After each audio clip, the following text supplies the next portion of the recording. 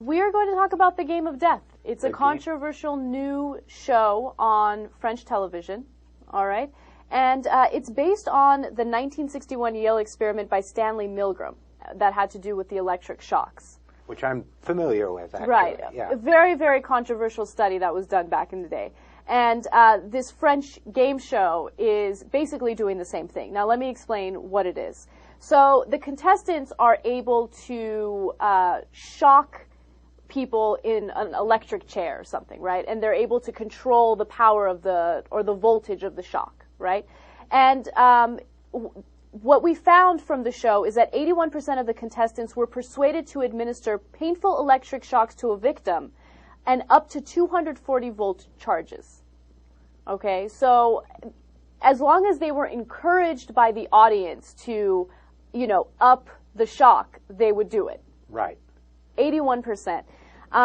Also, 16 out of the 80 contestants refused to administer the electric shocks, even with encouragement from the audience. Now, the contestants didn't know that the people that they were shocking were actors. They weren't actually getting shocked. And in the end, some of them pretended as if they died. Right, I heard that, yeah.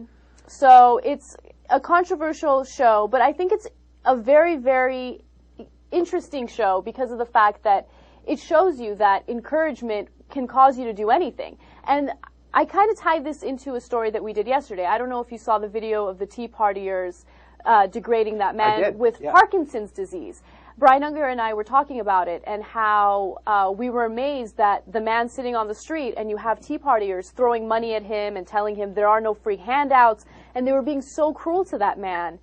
And we were wondering how they could possibly do that and not feel guilty about it. But if you go back to the video and you watch it, they're all encouraging each other. So encouragement can have a real impact on human behavior. Right, and it's why they call it mob psychology. And, in a sense, everybody's comparing it to these 1961 experiments. It's a little different because the 1961 experiment was the book the experimenter wrote about it was called Obedience to Authority. Right. In that case, everybody did it because a figure of authority said, it's okay, give them more. Give them more. In this case, what makes it interesting and a little different is that everybody did it because the crowd said, give them more, give them more. So it's that mob psychology, it's the mass psychology. But I'll ask you really, how different is that from Fox News pushing torture? If you think about it, it's kind of a metaphor for our whole country over the last 10 years. Yes. America always said, we don't torture prisoners. We follow the rule of law. We follow the Geneva Convention. We stand up for what's right. And in the last 10 years, all of America has been, or a big chunk of America has been like the contestants on the game show. Yeah, torture them. Give them what's coming.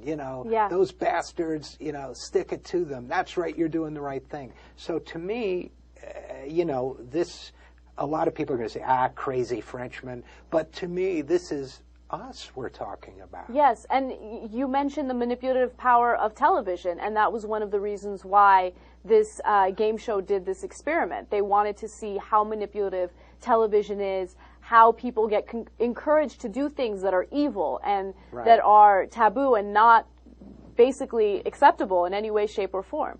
So I found this study to be really great, and the reason why they did this is because it's going to be part of a television documentary about the manipulative power of television. So. Well, I think that's great, and I also really like your point about connecting it to the story yesterday about the Tea Partiers, because that is also an example of mass psychology. I have such mixed feelings about the Tea Partiers, because on the one hand, I understand they're not well educated, they're frustrated, they're scared, so they get together with other people, but then when they get together, horrible things happen. It gets violent, because they all encourage one another. Right. It's amazing that you can keep going, you can keep administering those electric shocks when someone is in so much pain just because you have an audience encouraging you to do so.